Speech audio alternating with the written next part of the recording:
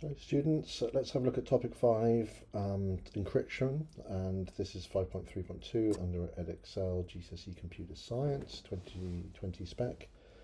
Couldn't find any exam questions for this so far, which could be indicative of it being an exam question later, but encryption, the famous example for encryption is the Caesar cipher.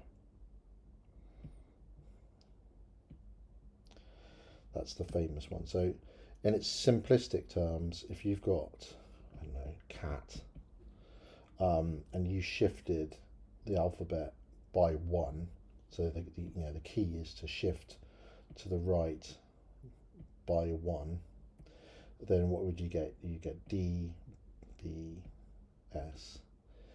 So if you wanted to really quickly on the front line, Julius Caesar might want to talk to his troops and not have anyone immediately intercept that message. He might shift everything on the alphabet by one, and if people couldn't figure out what the clue was, the key, if you like, of how to translate it, then they would just read a long string of gibberish. DBS certainly doesn't sound like cat. It's only when you shift it back by one in the alphabet you get CAT, and it makes sense. So it's a very primitive encryption method. And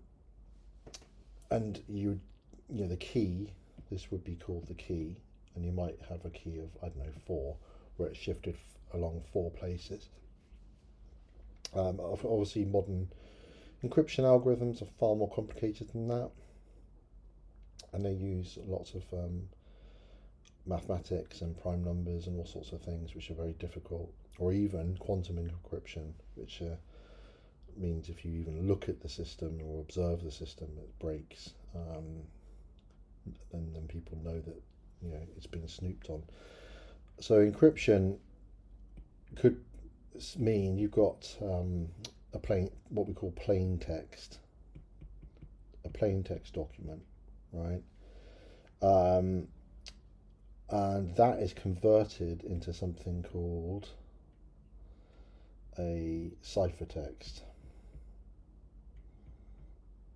Now, this could be a password, so you don't want your passwords being saved on the computer as plain text because anyone could look in and see them.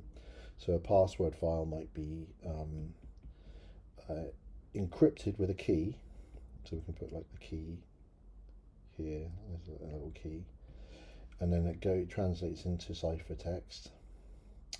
And then maybe the recipient has the message deciphered.